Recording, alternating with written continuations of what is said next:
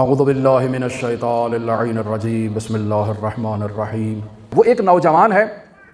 بادشاہ کہتا ہے اپنے وزیر سے کہ مجھے اپنی بیٹی کے لیے ایک اچھا شوہر چاہیے، لیکن میں نے بہت تلاش کیا، مجھے ایسا کوئی بندہ نہیں ملا ہے۔ تم آج جاؤ مسجد کے اندر تہجد کے وقت، اور تہجد کے وقت جا کر دیکھو جو جوان تہجد کے وقت مسجد میں عبادت میں مصروف ہو وہ یقیناً اہل ہے کہ جس نے اپنے بستر کو ترک کیا ہے اور اللہ کی عبادت میں وہ مصروف ہے، وہ یقیناً اس قابل ہے کہ وہ میری بیٹی سے شادی کر سکتا ہے۔ اب وزیر ٹھیک ہے تیار ہوا، ایسے میں ہی وہ جوان چوری کی غرض سے مسجد کی دیوار ٹاپتا ہے، مسجد کے اندر آتا ہے، ادھر سے دق الباب ہو جاتی ہے، مسجد کا دروازہ کھلنا شروع ہو جاتا ہے۔ جوان خوف زدہ ہے کہ یہ مسجد کے دروازے پر اس وقت کون آ گیا، میں تو چوری کرنے کے لیے آیا تھا، وقت ہے تہجد کا۔ اب یہ اس خوف سے کہ کہیں میں پکڑا نہ جاؤں، یہ وہیں پر نماز پڑھنا شروع کر دیتا ہے نہایت ہی خضوع و خشوع کے ساتھ۔ وہ تمام وزراء اور وہ تمام لوگ آ کر پیچھے اسے دیکھ رہے ہیں کہ یہ نماز پڑھ رہا ہے، نہایت ہی خضوع و خشوع کے ساتھ نماز پڑھ رہا ہے۔ 2 رکعت ختم ہوتی ہے، پھر 2 رکعت شروع ہو جاتی ہے، پھر 2 رکعت ختم ہوتی ہے، پھر شروع ہو جاتی ہے۔ اب جب نماز ختم ہوتی ہے اور وہ دیکھتے ہیں کہ یہ بڑا پاکیزہ انسان ہے، اس کو پکڑ کے بادشاہ کے پاس لے جاتے ہیں کہ ہم آئے تھے مسجد میں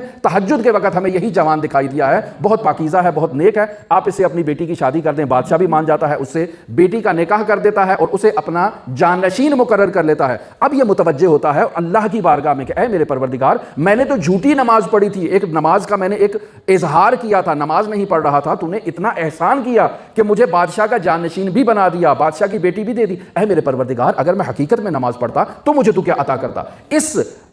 توجہ کے نتیجے میں اپنے اس عمل پر ندامت کا اظہار کرتا ہے، اللہ کی بارگاہ میں واپس لوٹتا ہے۔ پس انسان مومن جب اپنی خطا کی طرف متوجہ ہوتا ہے تو فوراً واپس لوٹتا ہے کہ میرا راستہ نادرست تھا، یعنی میری